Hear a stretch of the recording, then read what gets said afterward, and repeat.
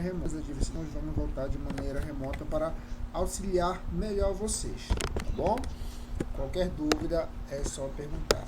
Vou fazer aqui, tá, um resumo da atividade de hoje, da atividade de português, se eu não me engano, está na primeira página da atividade remota de vocês do mês de fevereiro, tá? Vou tentar esclarecer algumas dúvidas e qualquer coisa você pode me chamar, mandar no grupo do WhatsApp a sua dúvida, beleza?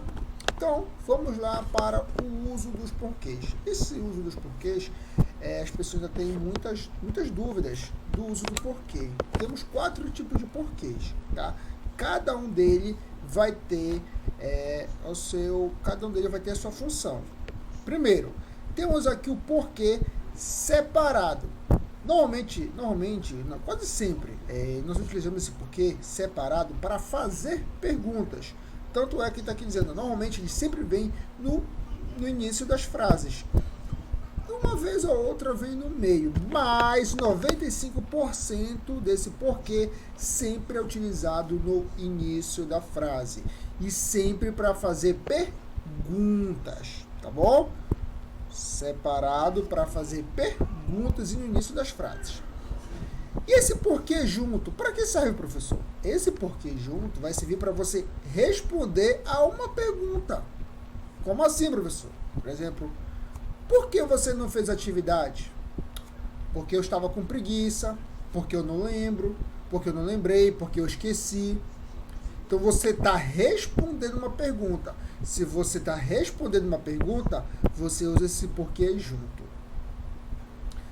Mas agora tem esse porquê separado e com acento aqui no final em cima do é. Esse porquê você vai usar sempre final de uma frase. Normalmente uma frase interrogativa, tá? Mas pode vir em algum tipo de ponto final, ponto de exclamação, tá bom? Mas sempre, esse porquê separado e com acento sempre vai vir no final da frase, tá bom? Daqui a pouco eu vou dar alguns exemplos para vocês. E por último temos o porquê junto e com acento, tá? Esse porquê junto e com acento, vamos dizer assim, você tá dizendo uma razão e um motivo pelo qual você está fazendo aquela situação, ou você quer explicar aquela situação, tá? Normalmente nós usamos esse porquê junto e com acento.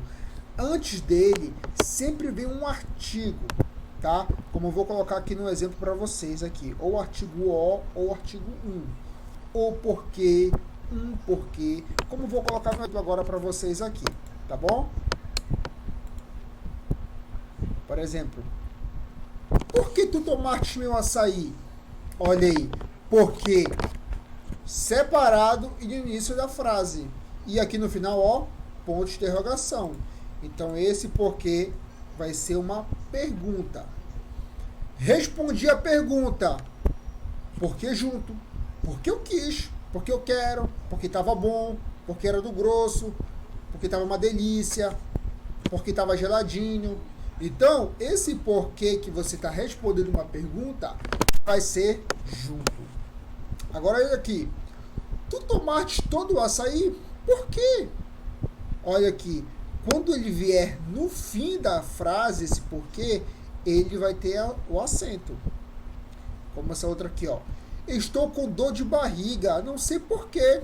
Olha aí. Esse porquê separado e com acento, tá? Toda vez que você vê um porquê no final de uma frase, ele vai ser separado e com acento aqui, tá bom? Próxima pergunta, próximo exemplo. Não sei o porquê dela ter passado mal. Olha aqui, ó. O porquê junto e com acento sempre vem com artigo. Olha aqui o artigo 1. O porquê. Não sei o porquê dela ter passado mal. Ou seja, não sei qual a razão dela ter passado mal. Me diga olha aqui um porquê para eu não ficar com raiva de ti. Ou seja, me diga um motivo para eu não ficar com raiva de ti. Tá?